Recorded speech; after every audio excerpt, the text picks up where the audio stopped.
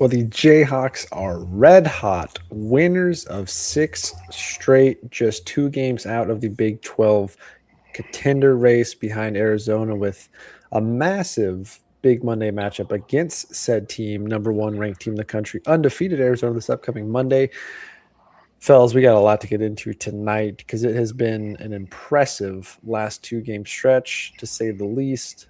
Kansas basketball flirting with top 10 rankings, probably one of the 3 best teams in college basketball of the last 3 weeks, winners of 6 straight, undefeated since the players only meeting after West Virginia.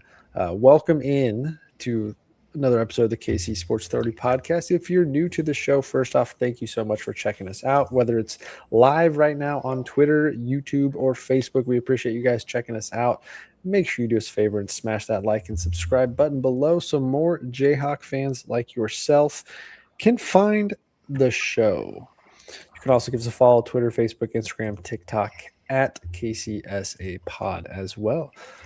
So, guys, 2 big wins in the last week. We have the monstrosity of BYU at home that we previewed, of course, and that went as well as it could have gone in the first half. Got a little dicey in the second half, and there's a lot of frustration from that game.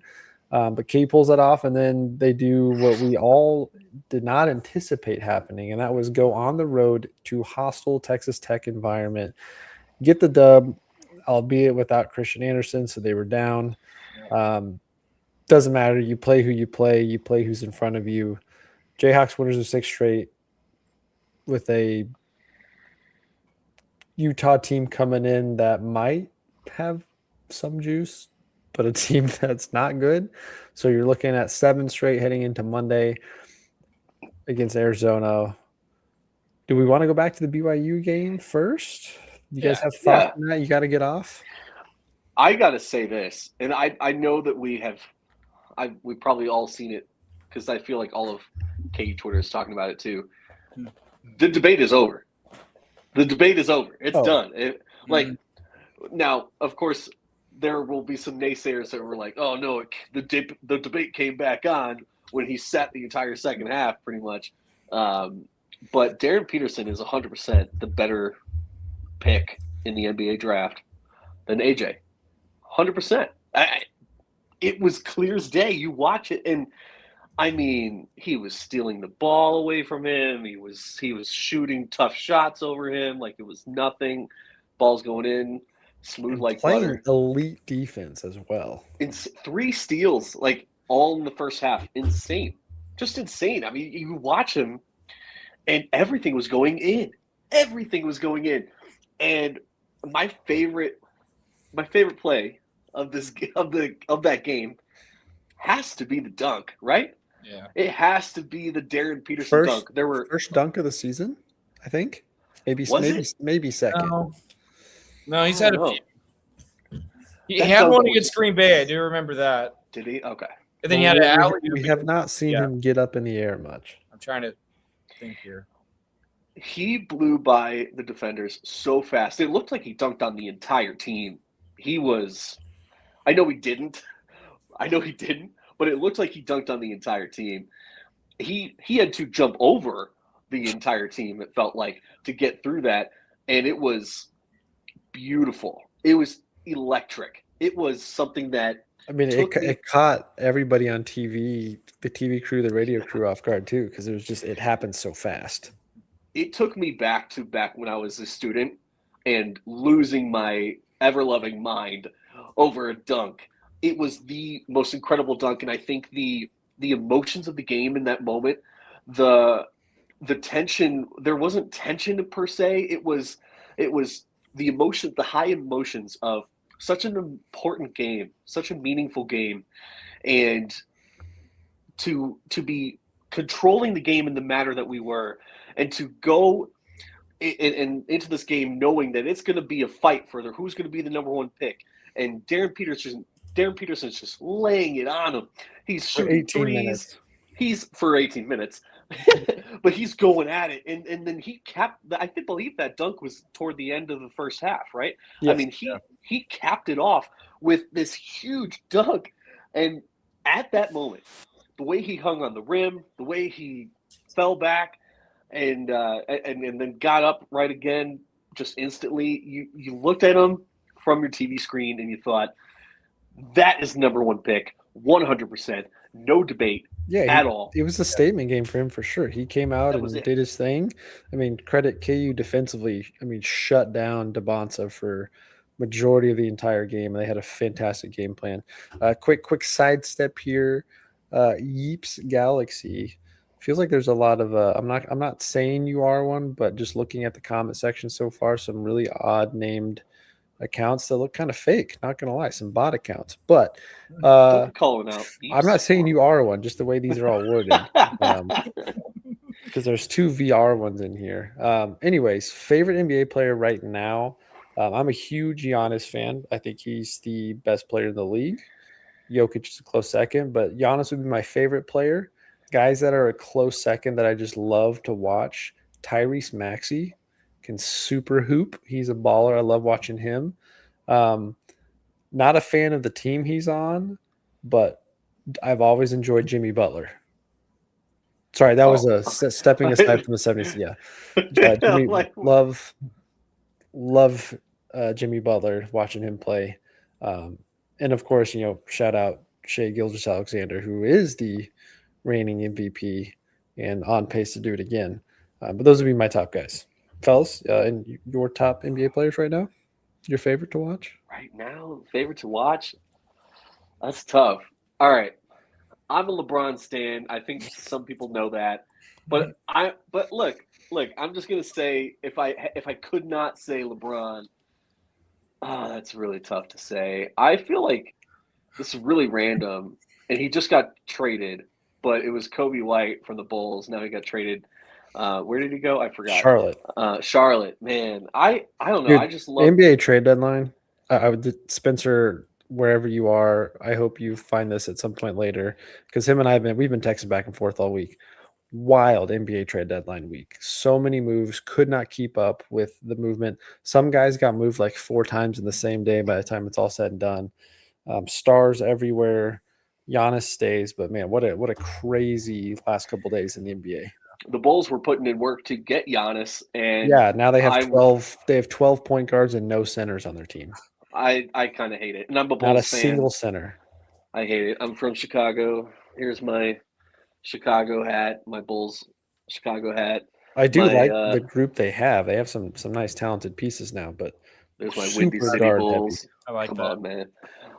No one knows about the Windy City Bulls right here. I don't know. Anyway, it's a little sad. I don't know what the Bulls are doing, but if they had gotten Giannis, how poetic would that have been? I did see like late yesterday that they were like, the Bulls are trying to make a run at Giannis here with all the acquisitions of players they've got, but Giannis isn't getting moved till the offseason. If that, I still think he stays in Milwaukee because it's just too hard of a trade to pull off. But anyway, Austin, favorite player to watch right now? I mean, my favorite team is Minnesota, so I like Anthony Edwards. But also in the Giannis race and couldn't pull it off. Yeah, thank God he didn't get traded anywhere. But I would say, second favorite, obviously I love watching Luka play. And he is a lot of fun. Whole Dallas trade. I mean, they traded away Luka for essentially, Chris Middleton or whoever they got. Like, and then they traded Malachi Branham today. But you know what? I think Luka's pretty exciting to watch on the Lakers. But I also like watching Jokic when he's not playing Minnesota, because I feel like every time he plays Minnesota, he puts up 30, 40 points, and it's just infuriating to watch. But yeah, Anthony Edwards is my favorite. For sure. He's a hooper. He is. All right, back to college hoops, college basketball. So, Darryn Peterson, AJ DeBonsa square off in that matchup. We get a first half, near perfect first half of Darryn Peterson, like literally everything you can ask for. Beautiful. The intensity that he played at both sides of the court. Obviously, we still got to talk about the injury stuff, but he was playing at such a high level that first half that I'm not saying like he was taking it personal, but it was kind of like the Jordan meme of, they said AJ DeBonsa is the number 1 pick over me, and I took it personally. And he went out there, made a statement, comes out second half. Spencer, not on tonight, but is very adamant that he looked a little off in the first few minutes. I could see some of it. I thought he was moving a little slower. Um, Yeah. in hindsight, looking back now after a couple days, I think I totally can buy the cramps or whatever. I think he's just tired, fatigued legs because he went hard that first half. And so you go He sit did. for 10 minutes, halftime, you get tight, the adrenaline rush settles down. I get it. I still don't love it because I was still making the argument with people that because he played as much as he did Tuesday night, which of course we'll get into that as well, that if he could do that a day and a half later after sitting the first half, then this is either all mental for him and he just has to choose to turn the switch on, or his camp is completely controlling when and how he plays. Um, yeah, and yeah, Sully brings up a good point. Sully's going to get featured a lot in this one tonight because he sent me some great tidbits of nuggets of information from some tweets he's had a few weeks ago that we'll touch on later. But yeah, I do think Self's comments with Jeff Goodman was the first time we've really seen him talk openly about the injury concerns. Hmm. Like it felt more honest. Because you could tell he's not trying to throw him on the bus, but it really did seem like, well, guys, he hasn't practiced much in the last week, so of course he's a little stiff and fatigued in the sense of he doesn't have his legs under him. But to go from that to see KU, basically be up 20 for 75% of that game against one of the top teams in the country, one of the best players in the country, shut him down.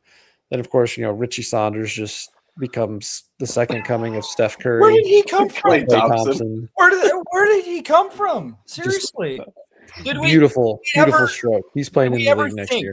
Did we ever think that Richie Saunders would be the guy to put up 30 points against KU in this game? I mean, he's averaging 20 in conference he's play. a good player, but And I he didn't can expect Richie hit lights Saunders out, to be we're talking about the wrong guy here. It's all AJ DeBonce to this. Well, AJ the fact that we give up as Saunders many looks from threes as we do, despite the fact that we do defend the 3-point line fairly well according to the stats, the amount of looks we give up, he's got a quick release. But yeah, I did not have that one on my bingo card, having DeBonce basically be shut out for the game. And it was a joint effort. I mean, they played Flory on him. They played Trey White on him. Darryn guarded him a little bit. Bryson Tiller guarded him. They gave him a lot of different looks. And really, honestly, if you've watched both Saturday and Tuesday, the way Texas Tech guarded Darryn Tuesday felt a lot like how we guarded DeBonce Saturday, where there was nothing easy for him for most of that game. But then, of course, BYU comes back. Darryn sits out basically the entire second half. We hear the comments about his agent talking to Sean Lester, the associate athletic director, and then next thing you know, Darren's out, sitting on the bench, has his stupid heat pads on again, and everyone goes spiraling, as we all do. It never ends.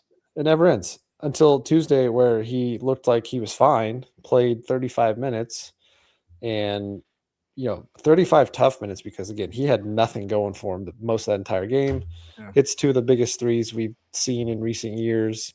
And Kansas goes and steals one on the road in Texas Tech, where we probably should have lost with not for your superstar. But a game that KU also looked really, really good defensively. So just a lot of things to touch on. That's kind of the overall summary. But where are you guys now on the Darryn Peterson stuff? What do you think? What turned that switch Tuesday to get him to play 35 minutes? I think it was game script.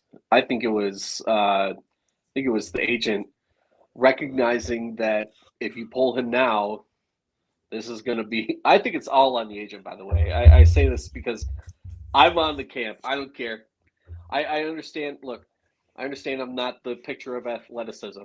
I understand that I might not sound like I know what I'm talking about. But let me say this. There's no shot in the world that this kid is like, I mean, because he's an uber athlete. He's incredible. He's the top 1% of the top 1%. There's no way that he should be struggling with conditioning issues, you guys. I just don't buy it. Yeah, I don't buy the conditioning. I just don't buy it. Bill Self runs his guys all the time. It makes zero sense that we've never seen this much struggle with conditioning and cramps and all these things in our entirety of being KU fans. And just now that we have I mean, we could have experienced this with Josh Jackson, but we didn't. We could have experienced it with Andrew Wiggins, but we didn't. We could have experienced it with Ben McLemore, but we didn't.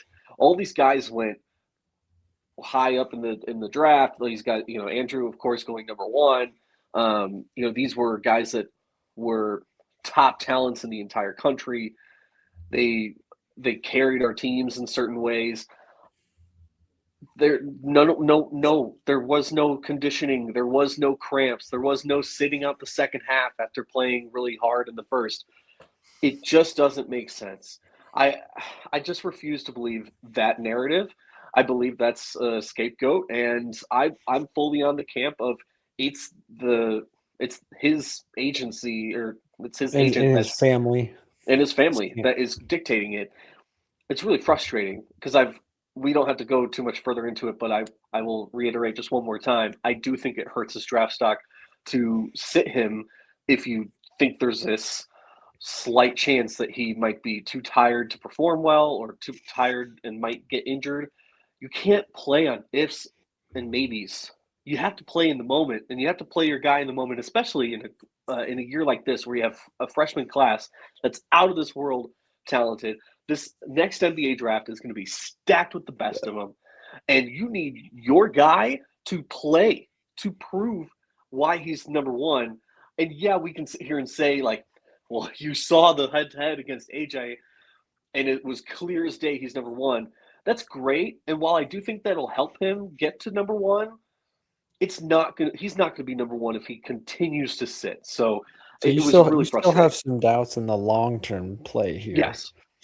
Yeah. Austin, what do you think happened Tuesday night, coming off of a day and a half, coming off of not playing for a week, not practicing for most of the week, that led to 35 minutes of him being out there? I mean, we were going back and forth that, when he went out in the second half it was about the 14, 15-minute mark, 13-minute mark. And I was like, if he's not back at the under 12, he's done for the game. And sure enough, he comes out at the under 12 and plays the rest of the game. But what do you think took place? What story, what theory are you buying on this situation right now? I mean, I can concur with what JB said. Like, you got to have your best player out there, in the moment and all that. And this could be a thing where his agent is telling the coaching staff what to do with him and everything. It's honestly ridiculous. And I've seen some other people talk about it before, share their theories on it. And I mean, I shout out Mike Vernon. I saw what he had to say on his podcast about the agent and how it kind of ties back to the whole Joel Embiid situation and all that. So you should go watch it. I think it's, it does make sense from his standpoint on that whole thing. But, Darryn, was at the free throw line right before halftime, and you hear the Texas Tech students chanting all that stuff to him. He comes out in the post-game press conference and goes, "I didn't hear any of that." Yeah, you did. If you're a competitor, you hear that, and he is trained to tell the media, like, I didn't hear that, because he's not trying to start stuff. But I think that definitely motivated him, and I think because I think Adam said something about him looking different. Oh, I guess he's referring to the BYU game. I'm sorry. But, yeah. I mean, Bill had said post game or at some point after the game that Darryn looked visibly different in the locker room at halftime. Yeah, that had to have motivated him to go back out there. They still won't share that, because what still gets me is whether it's cramps, whether it's tight legs. Like, look at any other college basketball player out there. I mean, even Texas Tech, Christian Anderson, don't really know what was wrong with him Tuesday night, but he's on the sideline. He's getting on the bike. He's talking to trainers. He's drinking fluids. We don't see Darryn do anything, just sit on the bench and put his heat pads on and kick back and joke with El Marco beside him. So that's why I got a response from somebody on Twitter the other day. I was like, it just doesn't add up, because the off the court antics don't match up with what you would typically see. Like, Doc Sadler's sitting right next to him, and there's no like, hey man, how do you feel? Let's stretch you out real quick. What can we? There's no equipment manager behind him forcing him to drink Gatorade. There's no fruit chews that they're giving him. There's none of that stuff going on. So the whole thing still is odd. I hope it's mostly behind us. I doubt it is. I'm very much on the chant played a big factor. The national attention from the BYU game, agent, all that goes. Hey, we need to show everybody that you can flip the switch when need be. And finish a game. All that being said, could not care if you play Saturday. Completely irrelevant. This team has proven they are plenty fine without him in games like this. So if he sits Saturday for whatever reason, I doubt he's going to. But if he does the same thing where he plays 20 minutes because we're fine, I'm all for it because you need him Monday for that Arizona matchup. Yeah. But the whole thing's still fishy. But yeah, the post game comments about the chant, it was great. I do think silly put in there. I do kind of think, like, thank you. If Bill was completely open and honest, he would have said a little bit more about that. Oh yeah, I'm sure that was the driving factor in him locking in and focusing. Sure. Because it doesn't seem like, I'm not saying Bill doesn't have control, but the way Darren's come in and out of games, it doesn't feel like Bill's the one dictating his minutes at all. So to see him go out there, finish the game the way he did, hit 2 monster threes that most people are not, first off, not taking the shot, an off-balance 3 on the right side. I've never seen 2 anything guys, you launch over him, then you come down and do it again on the left side from deep. Just, I mean, that's what we've all been waiting to see. So that was great to see him finally close out a game for us. The first time we haven't had to have Melvin Council close a game out for us. Not that he didn't play great down the stretch, but Darryn Peterson finishes the game. Quick little housekeeping here. Shout out Bob. Never misses an episode, no matter where he is. Hope if you are for yourself, you're doing okay. He said we texted before, and it's his wife. So okay. Shout out to Bob for still making it on. Welcome to have you. Well, prayers out to your wife as well from us. Hope you guys are doing okay. Yeah, Flory shut down Toppin Tuesday night for sure. We'll get into that. Any other thoughts from the BYU game before we go Texas Tech and then move forward? I just thought, you can look at it from so many different ways, but I mean, Darryn, sitting out in the second half in hindsight might have been a good thing because he was able to go out there and play almost the entire game on Monday. So, I think from that standpoint, maybe it's not so bad, but I mean, but it's a moment where, the team can, come together without him and try to, close down the game, which they did, but it was not the most impressive second half at all. It was like a tale of two halves. It was like the best half of basketball we had played all year long yet, and then it's back to what we were doing in the first 3 conference games. Yeah, you needed another Melvin Council takeover moment, which he still does. We got Flory. Definitely want to talk about Flory. Bill said post game Monday night after Tech that he thinks Flory's one of the best defenders in America, the way he's playing. And Flory just absolutely shut down Toppin and what's his face, the guy that went off for 5 minutes. Walls. Now I'm going blank on his name. But he had like 7 straight points on Bryson Tiller in the paint, and then every time Flory guarded their 2 leading scorers for the night, I don't think either one of them physically scored a point on Flory the whole night. And Toppin had a bad game overall. I mean, KU did a really good job defending him. Still gave up 1,000 threes like we tend to do, but they did not shoot great from 3. But when you take 60 threes a game, you're bound to make 15, and that's still a lot. But yeah, Flory was fantastic. One of the best defensive performances we've had from him. Bryson Tiller didn't have the offensive showing that he had against BYU, but man, you can see him improving. Big on the boards. Defensively, he had a couple steals, a couple assists. Still hits free throws. Melvin didn't have his most efficient game, but still had his big moments. I think that kind of mid-range force-up shot late kind of sealed it. Trey White also kind of struggled. I mean, it was a good defensive game on both sides for both teams. Low scoring, opposite of how we all thought it was going to go. We all, I know we didn't specifically do a Tech preview, but we kind of lumped it in with BYU that we thought it would be much more high scoring than it ended up because Tech's also one of the best teams in the country. But yeah, one of the best defensive performances we've seen, and and Michael Swain tweeted this out earlier today, but since the players only meeting, KU obviously 6-0, but they're like top 5 efficiency team in the country, top 5 offense, top 5 defense. I think they've moved to like the number 3 team in KenPom or something like that. And so now the conspiracy's out there. You know, was it the players meeting that flipped the switch? Was it Joe Dooley coming back from suspension that flipped the switch? Maybe. Who knows? Is what's going on with it? But this team looks like one of the best teams in the country. And come Monday for that monster matchup against Arizona, with the other losses we saw this week across the top 10 teams, KU probably is going to be 7th, maybe 6th in the country.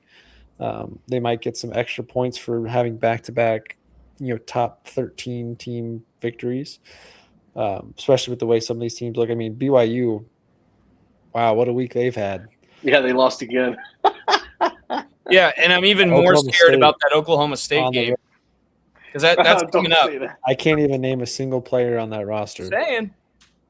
Stop it. I mean, because you got Utah and Arizona, and then we got Iowa State and Oklahoma State on the road back to back. That's going to be tough. Is that right? Yeah, something like that. Yeah, BYU rough weekend. Here's the wild thing is DeBonsa goes off for 36, of course. Yeah, he had a good game. Waiting to see.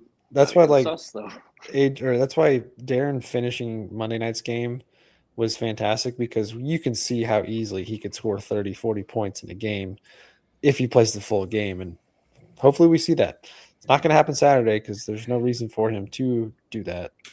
But yeah, so I guess any thoughts on the Tech game itself? They grinded. I mean, we were down 10 in the second half before the comeback, before Darryn just takes over. Tech did some bonehead things down the stretch too, turning the ball over immediately. Trey White almost cost us the game. Yeah. I mean, oh my God! They won. This was like late in the game, and like the ball goes out of bounds after a missed shot. They go to review it, and because initially it's called KU ball, and there's a coach's challenge, and the challenge it was the other way. It was the other way. No, what? They said it was off Darryn Peterson. Bill Self challenged it, and in the replay I'm talking about the next one. You're talking about the second one, okay? I'm talking about the next one because both of them they got wrong. The refs were a joke. They had a joke on Monday. The coach's challenge that Tech won was so it felt really pivotal in that moment. You're like, oh gosh, I mean, like, come on, right? We need this, and they go and cough up the ball. I think it was on a 5-second call after Toppin threw the ball out of bounds. Yeah, off the end. It was off the end. Yeah, then it was hilarious to me that they went through the trouble of like doing the coach's challenge and then immediately turn the ball over, and it's like, all right, kids ball anyway. Yeah. Little mistakes like that will add up, and that's how we ended up winning. I thought it was I was watching the game, I'm like, who's this Toppin guy that they keep talking about on Texas Tech, because he ain't doing nothing. Like, he's supposedly one of the best players in the Big 12, is he not, Austin? He was preseason Big 12 player of the year. I think with the Tech's lack of a high quality 5-man has kind of forced Toppin to play more, and Toppin's a more traditional. He was really good last year, power forward, but they had a big man to play alongside him. But no, I think KU just defended him really well. He did not have easy looks. They double teamed him a lot. They basically told what's his face, number 9 or whatever, hey, shoot all day, and we're just going to make sure Toppin doesn't score. He was a non-factor. It was great. Yeah. Toppin cost me my bet. I had every leg of my parlay hit except for Toppin because he couldn't score 15 points for the first time all season. Parlays. I know. No, I think I texted you guys about it, and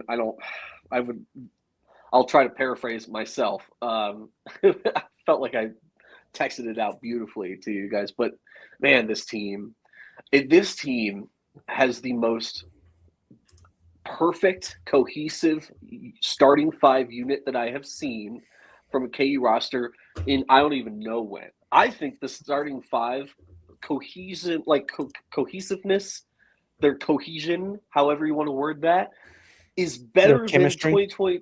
The chemistry. I try not to use words that everyone uses, like chemistry, but the way that they play together, and just the roles that they play, the efficiency that they display every game in and game out, meeting expectations along the way every single game.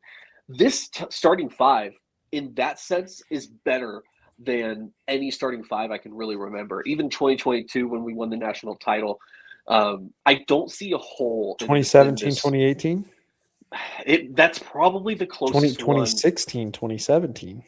Well, I mean, I will say this. I think the COVID team comes close. Yeah, 2020. I mean, that was Doak was a monster. Dot was fantastic. Marcus, you had shutdown defender. Isaiah Moss, your shooter that you needed. Like that. I mean, that was Ochai had already been developing. We talked about how they were. There's in a recent podcast we talked about how many teams where that we've had in the past that every person on the starting five has averaged 10 points or more. It's more than just the averaging 10 points or more. I mean, you've got Melvin, who we could spend an hour on how important he is to this team and how much good that he's done for this team. But really, he got one of the best centers in the country. He can jump out of the gym. What he lacks in size, he makes up for in athleticism and basketball IQ. You've got Bryson Tiller, who is better than we all thought he would be. At preseason, I had Bryson Tiller as our ninth man. That's how much I know ball. Because we hadn't seen him yet, really, and he's been invaluable. He's had his freshman moments, but you can see the growth has happened fast. Exactly, and Trey White, all the shots that he's made, he's gone from a mediocre shooter to one of the best three-point shooters in the country, and of course Darryn Peterson, and it's. I just look at this roster and I'm like, I know we're playing 7 guys right now. We have questions about our bench, but not our starters. Hey, we saw some Cole Rosario finally. We did. Still, man, feel bad for him. He cannot buy a bucket worth anything. Can't buy a bucket. He's going to transfer. But he still plays hard. Like he's aggressive. He hustles. He dives on the floor. He does all the other small things. Just man, that poor kid. He just can't. When that ball finally goes in the hoop for him, it's just going to be a domino effect, hopefully. He gives me vibes that he's going to transfer and be immediately effective for his next team. And we're going to be like, where was this last year? Yeah. I hope not. I hope not. I hope we keep him. But honestly, we got a huge class coming in next year, and we'll be stacked then too. Oh, Sully just sent me this, so I'm going to read this to you because I was looking at the stats too. KU's got 2 starters shooting north of 40% from the 3-point line in Darryn Peterson and Trey White. Top 10, or here's the top 9 in 3-point percentage in a single season, so at least 80 attempts or more in recent history.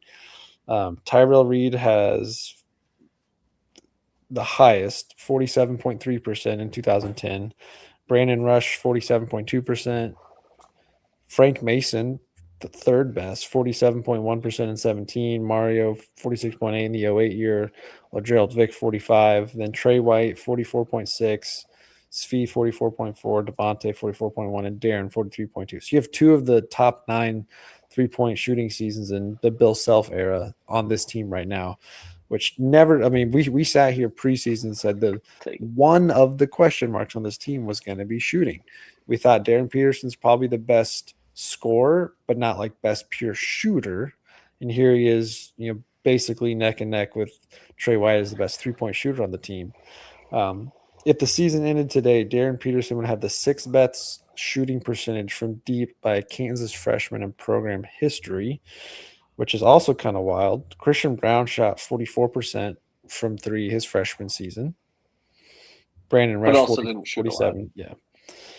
So wild stats there from Sully, and I have some more that we'll read off later about the Arizona game. But yeah, it was impressive. Very impressive 2-game stretch there. Glad that we had a good chunk of the week off, and then it's Utah Saturday. Probably going to see a little bit more of the bench Saturday, I would think. I hope so. I don't think this is the kind of trap game because it's a home game, and KU's been really, really, really good at home. But before we get into Arizona talk, and maybe the Arizona game is part of the answer, I was going to kick it back to you guys with what you've seen lately and the argument that KU right now is playing like probably top 5, top 6 team in the country. Have they done enough? Have they shown you enough with DP healthy to be a national championship contender? Ooh. Because that's been a hot topic this week that Like, some still need to see more. They need to see it on the road against bigger teams. But I mean, the stats listen. don't lie.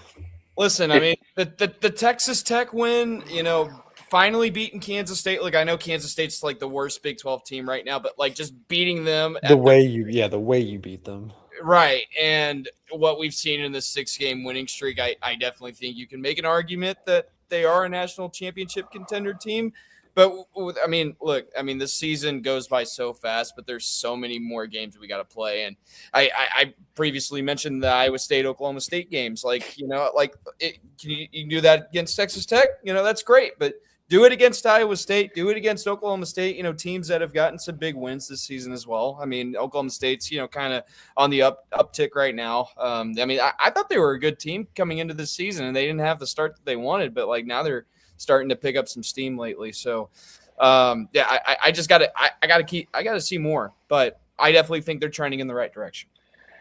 I think that's fair. I will. I was tempted to say the same thing, but I would be remiss if I didn't kind of do a flashback to another text conversation that we had recently in our podcast group chat.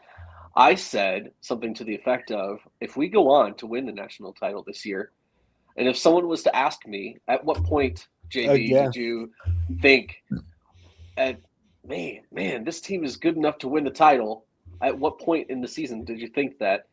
My answer would have been beating Texas Tech on the road. And that's what we just did. So to stay true to that, I'm going to say, yes, they are a contender and absolutely can be and should be. And we've said it before, when they're firing on all cylinders, that they can beat anybody. And if we have Darryn Peterson finishing games, I don't care if he's only had 13 points, 12 points, or whatever. Yeah, if he goes and wins you the game, that's all that matters. When he goes and wins you the game, he is, automatic. Come on. You watch that kid and you're like, every shot is going in, even when it doesn't. He's so confident that shooting in double coverage, off balance, fading to your right is going in. Like one of the most incredible basketball shots I've ever seen in my life. Literally. Beautiful. I mean, you can sit there, that's like. It happened so fast too that he sized up Toppin on the closeout, and just a brief hesitation moment to read the defender, and then boom, takes off. But you can tell that he practices that in his spare time. It's an NBA move too. He does that every single day. So no wonder why he can hit those shots. I don't know if you guys noticed, but in that same shot, Darryn, has a little hesitation before he puts it up. There's this lady on the side that's doing this. There's a travel. I didn't see a travel, but I thought that little detail was funny. Y'all should go back and watch. It's pretty funny. But JB, I love that take. I think it's a fantastic take. Well, honestly, one I was thinking about when you texted out. I haven't heard that really from anybody in national media, local media talking this week of, has there been a moment this season that you've gone, okay, this team can get it done? And I do think that, again, Texas Tech without Christian Anderson, I totally understand. But it was the way KU finished the game with Darryn Peterson that gives you the confidence. Yeah, this team is a national championship contender. They've got one of the best defenses in the country. They're rebounding much better as a team, collectively as a team. They're scoring well. They're spreading the ball out. Yes, they might not be as deep as some other teams in the country, but when you have a guy like Darryn Peterson, if him finishing the Tech game is the turning point for him physically, this is also that turning point for the team, because he's a guy that can go put you on his back and just go get the win. Love it. However, my only hesitation with that is we still have the concern of, you're playing Big 12 tournament. You could be playing 3 games in a row. What's that going to do for DP? You're going and playing NCAA tournament. You're having 2 games in 3 days with barely any practice time. You're flying around the country on a plane. So can his body handle it? So I'd like to think that this last weekend was the early signs that it's going to happen. But that's the only thing that gives me hesitation because if Darryn Peterson's not at his best, I think this team's still a second weekend caliber team. But to be a Final Four or national championship contender, Darryn Peterson's got to be playing in the big games and he has to be closing in the big games. Because if that's the case, I do think this is one of the 5 best teams in the country right now. I would go Arizona number 1. I'd still probably have Houston in my top 5, UConn, Illinois right now, Kansas, and Duke are probably my top 6 teams. I'm not a No Michigan? Michigan, they're still really good. The last 2 weeks they haven't been as good. So they're still top 10 for sure. But I legitimately, I guess let me change my take a little bit for this. There's not like several of the last years when it comes time to March Madness, we've all gone, I swear if this team's in our bracket, I'm going to punch somebody because this is the team matchup nightmare. KU can't handle it. And what have we had several of the last couple of years? Matchup nightmares. Now, a lot of that was there were a lot of teams that were not matchup nightmares because of the way our team was constructed. But I look at college basketball this year, and right now, there's not that many teams that I go, oh my gosh, Kansas cannot match up with that team. The way we're playing defense as a team, individually, collectively, all of it, we can match. Like BYU. BYU should have had an advantage with DeBonsa against a freshman Bryson Tiller, who isn't a weak defender, but hasn't quite figured out how to use his body defensively consistently. Couldn't do it. JT Toppin, one of the most experienced, best players in college basketball, couldn't figure out how to score on his home court. So I think this team is certainly capable. Yes, they still have some massive games on the schedule ahead that'll help this conversation. But I think right now that, yes, they are national championship contender. And the fact that they're getting hot at the right time. I mean, they're 2 games out. Like if we win out, if we win out, I know it's crazy. If we win out, then we win the Big 12 because we still have to play Arizona twice. Yeah. And we could be their only 2 losses, but we would still win the Big 12 if we won out. But if we went back 5 weeks ago and said, hey, KU's going to be 7-2 in Big 12 play, I would have loved it. They're going to have wins at Texas Tech on the road. They're going to blow out Iowa State at home. They're going to blow out Baylor. They're going to give K-State their worst loss in 24 years. I don't think we would have bought that. I would have said, how the hell did we lose the other 2 games? Yeah. Like, I still look back at the other 2 games and like, how the hell did we lose these games? Very well could be undefeated right now. We should be undefeated. In Big 12 play. In Big 12 play. We weren't saying that after the West Virginia game. We said we should have been 0-3 or whatever. Yeah, how quickly things can change for this Kansas team, right? But the blueprint is there for us to win the national title. And I mean, one thing that's going to be important, I know Derek Johnson put it out on Locked On Jayhawks. One of the things that's going to be important is getting a top 4 seed in the Big 12 tournament. Because you're going to have a little bit of time off. So that extra day can mean a lot. But and honestly, the way things are sitting right now, BYU stumbled enough. So Houston is 8-1 in conference play. Iowa State 7-2, Tech 6-3, UCF 6-4. KU's in a pretty good position. I think they were projected 6th at the beginning of the year by most media, and they're very likely going to be a top 4 unless they really struggle the next 3 weeks. Like you lose to Arizona Monday, you lose at Iowa State, you've now got 4 losses already. So I mean, there's a path to fall backwards, but there's certainly a path to be that contender, not just in the. I mean, they could win a Big 12 championship too, but national championship for sure. So comment section below, those watching live or watching later, let us know what you think. Is this team a national championship contender, or is there still more you need to see from them before you can put them in that conversation? 45 minutes in, we're going to try and wrap up by talking about the Arizona game Monday. Don't think we need to talk about Utah really at all. So I don't think it's worth our time. And that's nothing against Utah. It's just, is it? I mean, it is. They're not a good team, Dang. Utah is 1-8 in conference play, 9-13 on the year. KU should win by 20. How did we lose to them last year? Serious question. I mean, like Oh my that was on the really- road. Yeah, that was because we lost to them on the road, and then we played BYU out, lost by got 30. destroyed. And that was when Bill was like, Well, didn't Utah have somebody last year that was a first-round draft pick? I feel like they did, off the top of my head. I don't know. Chris Wanzer says, I think they can be. Let's see how they play against Zona Monday. Zona. And again, home game. So it's like a lot of people tell you Okay. that it's hard to take a home game like that and take more out of it because KU plays really well at home.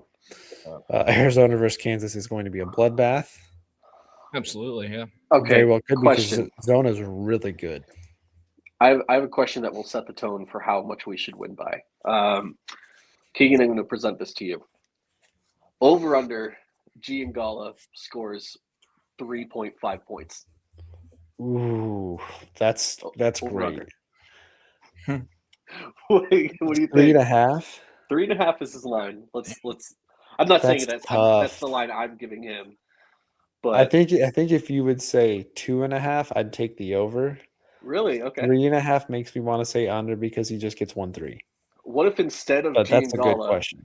what if instead of Giangallo it was Paul Mbia over under 3.5? He very well could play. I think I'd still take the under on him. Really? How about Okay. over under Jamari McDowell 7.5? Oh. No, Cole Rosario 7.5. Oh my God. Oh, that's Yeah, no. this is Cole Rosario breakout game. No, Over. Jaden Dawson over 5.5. How about this? Okay, Under just because. new question. Over under 12.5 bench points. Over. Come on. I don't have that number off the top of my head right now. I'm Over. going to look it up real quick. But the bench is over. not scoring. I don't. Right now, the care. bench It's is Utah. scoring. The bench is scoring like 13 points a game. So Yeah. we'll go over under 15.5 for the bench. Over under Peterson 30 versus Zona. I'll still take the under because he hasn't done it yet. No. Hasn't done it yet for a full game. So how is he going to get there if he doesn't play a full game? But I think that's a good way to look at it though. Over under, he's very capable. Let's see what else we got here. Also, when the dust settles after a couple more seasons, the Big 12 will be Arizona and Kansas fighting for Big 12 titles. Arizona and Kansas rivalry is inevitable. I don't know if it's Duke UNC level because there's just no history there, but I guess caliber of program, yes, I'll give you that for sure. But yeah, could have 3 Big 12 schools probably in the national title picture. I'd say 4 because I think it's Iowa State, Kansas, Houston, and Arizona. I think Houston's still really, really good. But Arizona always lets us down in March. Yeah, Arizona always lets us down. Iowa State. Yes. True. If you put I Arizona think winning this your bracket, Iowa you're going to State lose. team is good, very good. Yeah. But yeah, that's a good question. Over under on those. I like that's a good way to look at it. Yeah. Let's get into Arizona talk.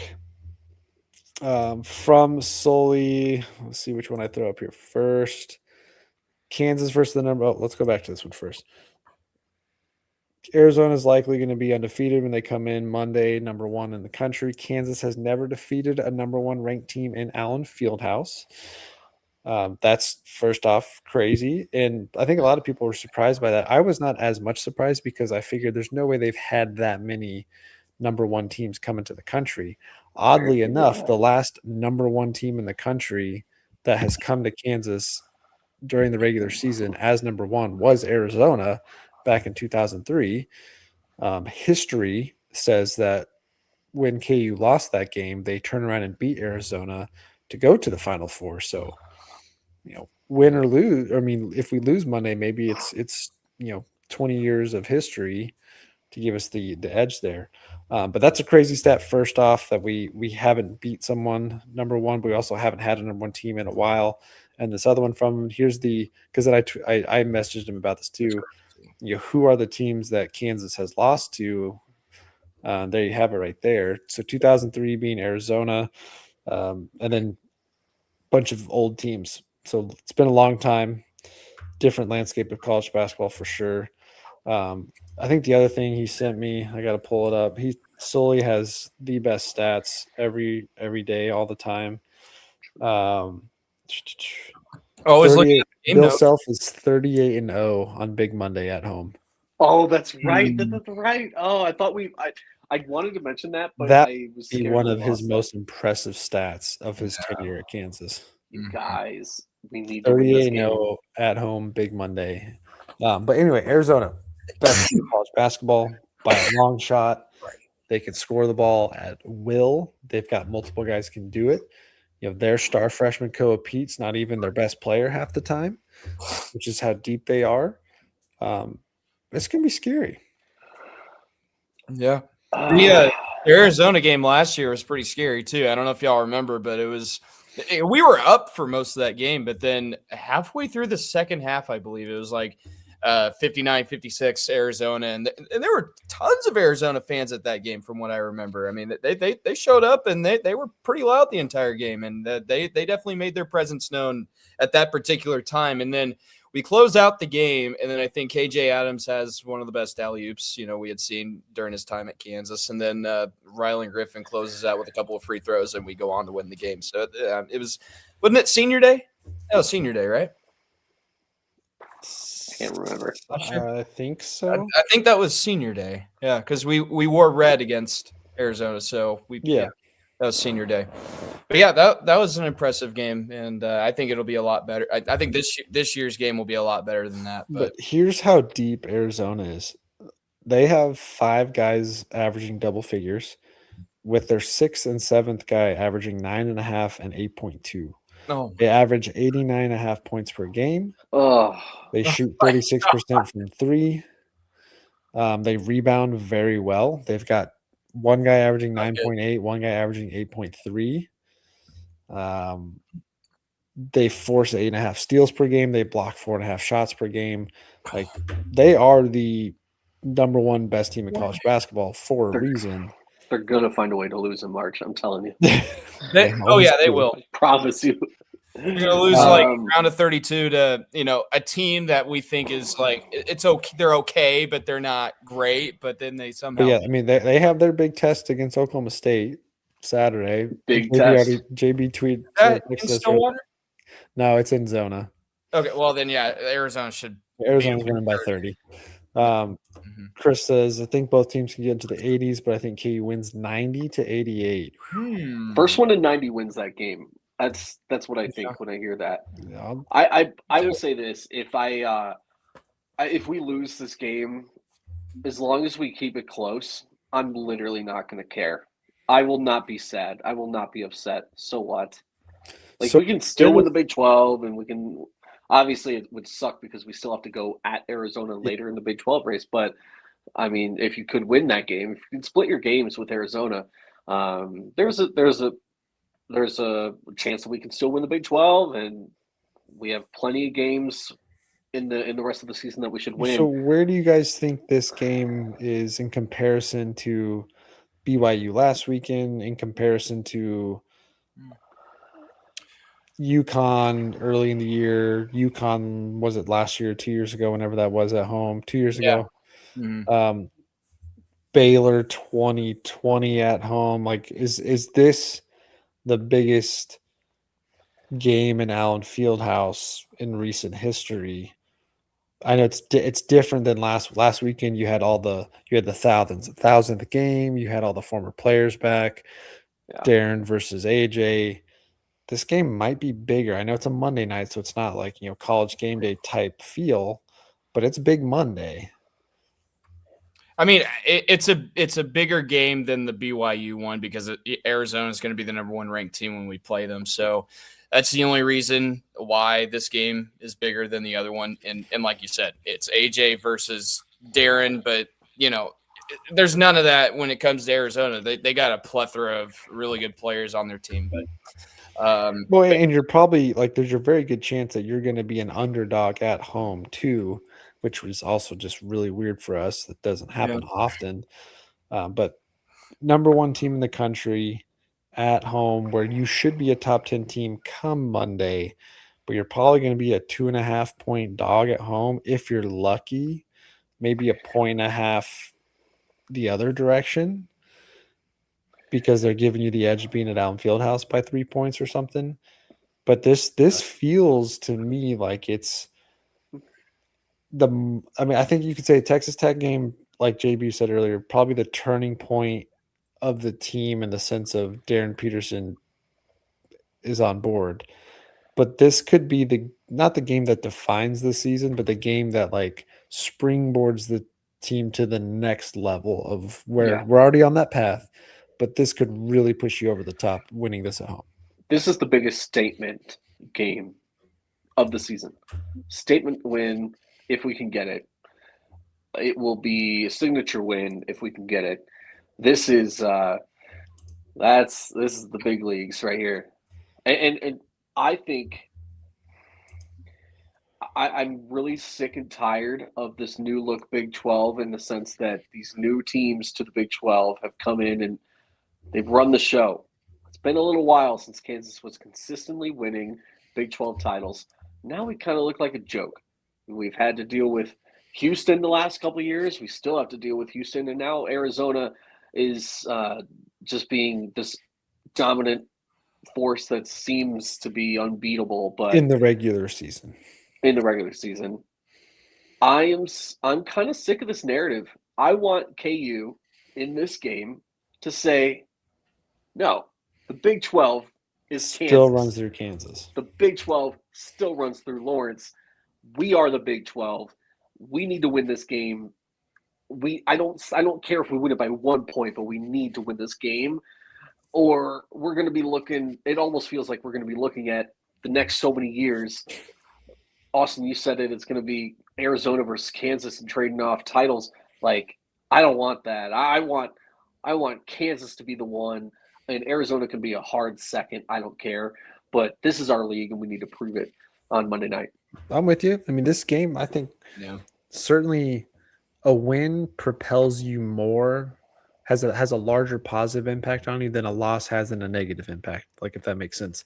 Losing this game Monday, I don't think changes anything on the season. It doesn't change anybody's outlook. It goes, dang, the best team in college basketball came in, you fought to the very end, and they figured out a way to beat you. But a win, I mean, I think KU wins Monday against Arizona, gives them their first loss of the season. Does that project Kansas to a top 5 team in the country? Yes. Yeah. At that point? Yes. Isn't it crazy? We were unranked just a couple of weeks ago, and now we're that'll be another fun top 5. That's we're gonna be a 1 seed in the tournament. We would go from unranked to 1. Has there ever been a time? Yeah, find that stat. So is there a time where KU was unranked during the season but finished the season as a top 10 team in the country, or a top 2 seed, something like that? Like that. A 1 seed is, let's say the 1 seeds are all the top 4 in the AP poll.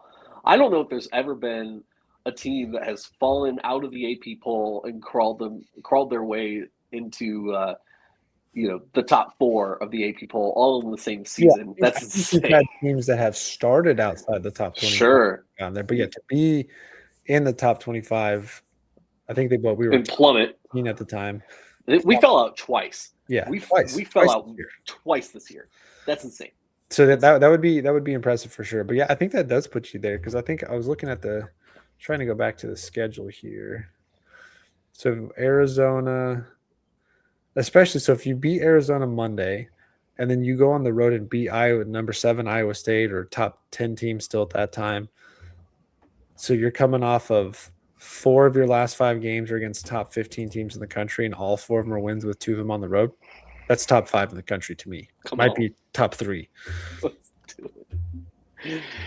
So that's why this win would be super impressive. Like, the thing that scares me the most, though, looking at this game, and Chris said it, I think this game is decided with the bigs. 100%. I am very nervous to see Flory go up against size like this. Arizona's big man is 7'2", 260. So he's got length, he's got size, he's got I'm not even Krivas. He's averaging 11 points a game, 8.3 rebounds a game, shooting 60% from the floor. So he's super efficient, super effective. He's got size. Koa Pete, 6'7", 6'8", but has very physical presence. So that's going to be a lot. Like I think we will see times where defensively Bryson Tiller is on the big man and Flory's guarding Koa Pete. But on the offensive end, I think this is a big opportunity for Flory, not just to showcase what he's been doing, but for him and Bryson Tiller to continue their impressive run they've had. Like because that to me is where the defense it gets scary. Arizona's a good defense with their guards too, but we've seen Melvin can get to the rim. Trey White can ISO a shot if need be. Darryn Peterson can do whatever the heck he wants, of course. So yeah, I look at this game just like Chris is saying. It's a battle of the bigs. And then how can you steal non-DP minutes? And can one of Jamari McDowell, Cole Rosario, Jaden Dawson, El Marco give you some extra offense Monday night? We'll see. But that's all I got. I don't have any other thoughts right now. I wanted to talk some KU football this week, so we'll save that for another episode. Got to talk about Andy Kotelnicki. Leipold said this week that Kotelnicki's going to call the plays.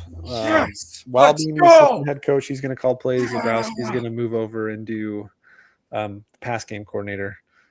Coordinator. So we'll get into that at some point. But yeah, Toby Awaka, again, like I said, Arizona's freaking deep. Awaka's also, he's not quite as tall, but he's got physical size. He's 255, 6'8".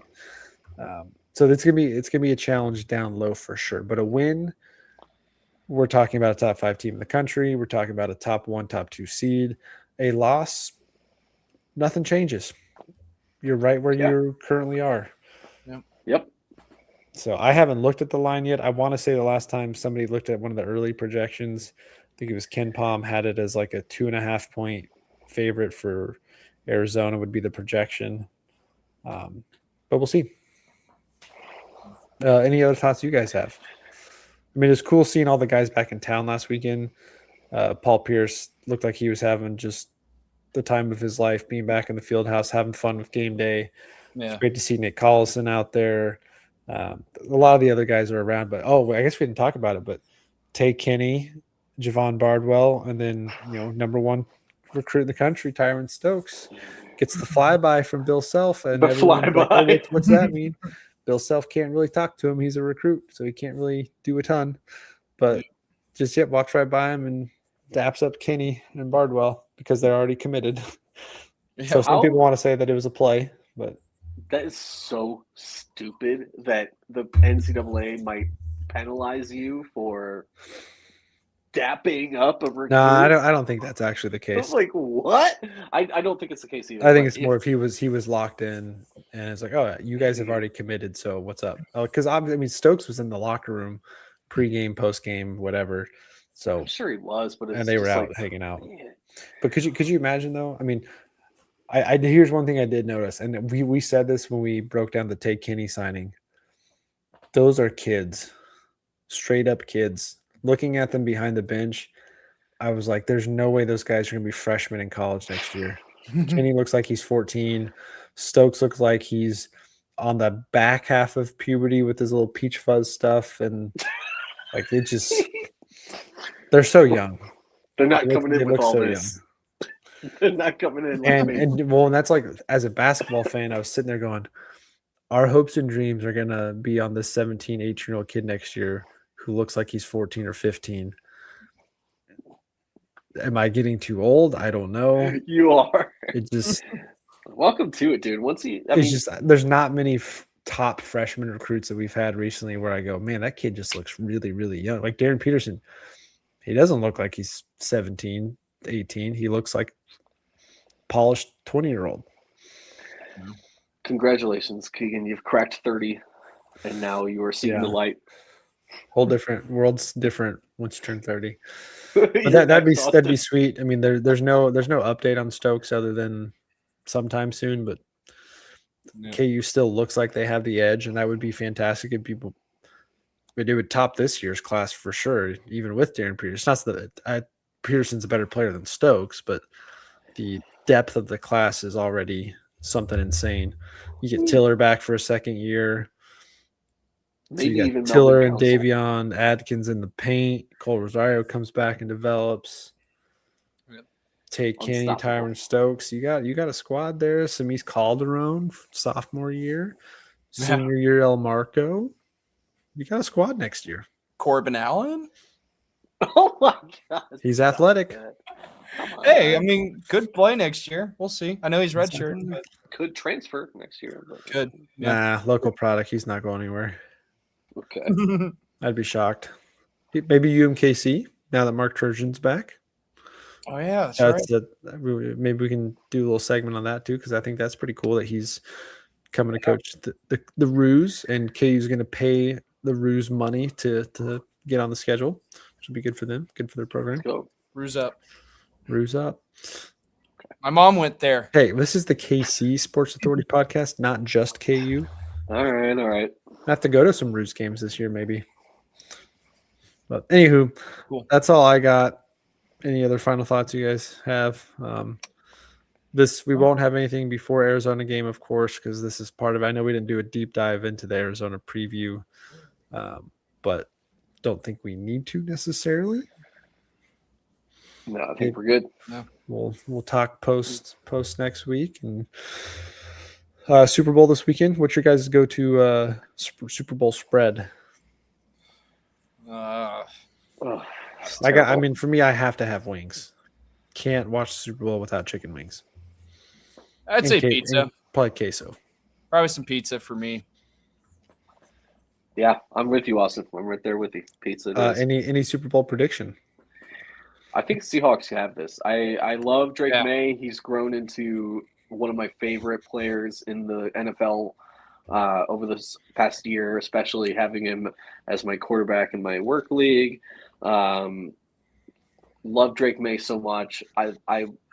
He has restored the Patriots to relevancy, and I was never a Patriots fan, but it was more because of a disdain for all the winning, kind of like how the whole country hates It's the now Chiefs against the now. Chiefs, Like I look back at that, I'm like, wow, we're getting the Patriots treatment, and was it unfair of me to hate the Patriots back then? I don't know, but I feel really proud of Drake May and everything he's done. I kind of personally would be rooting for him, but also, what a story! If Sam Darnold goes on to win, the way that he was, they Outcast. the way that the Vikings sold high on Sam Darnold and got what they could for him, thinking he's not going to replicate what he did, he goes out and doubles up on everything he did for the Vikings, and he's all the way in the Super Bowl now, and he could win it all. And what a story, man!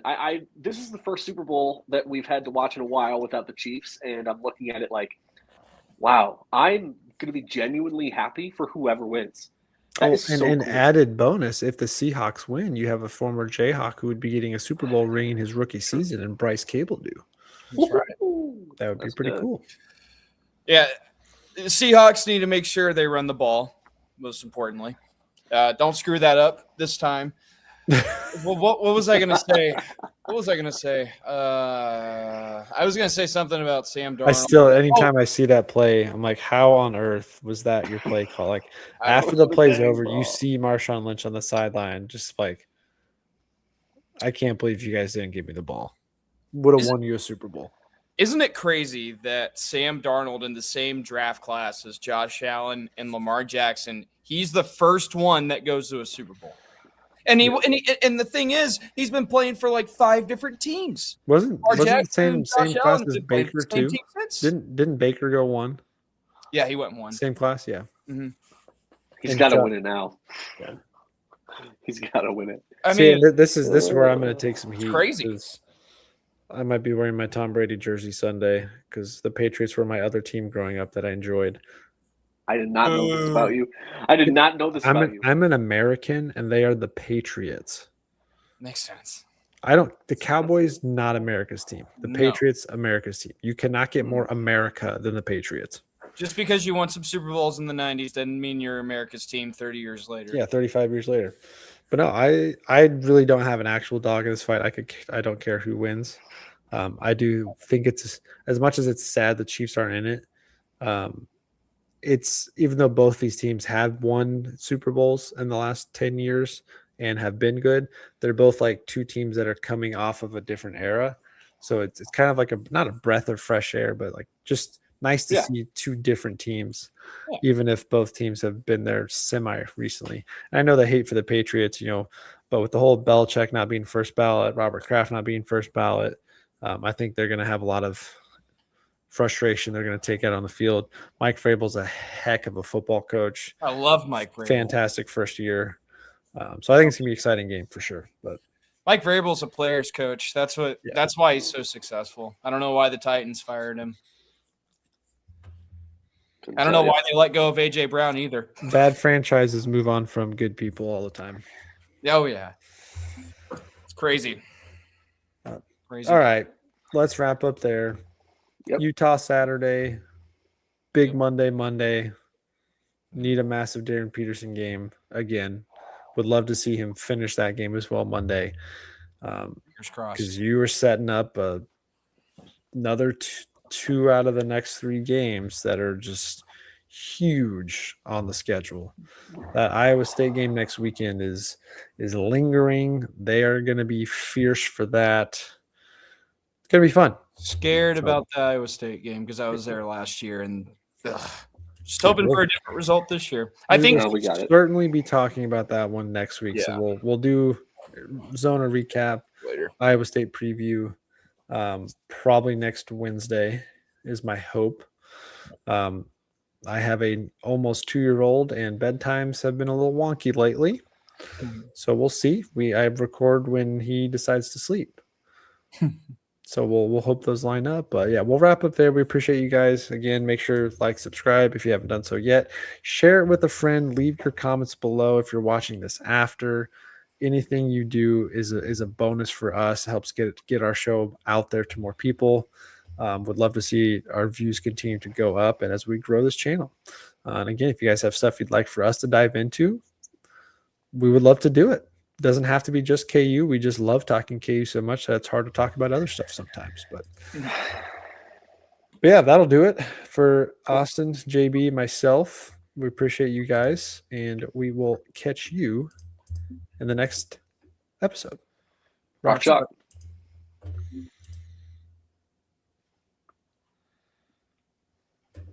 As I try to play the outro here.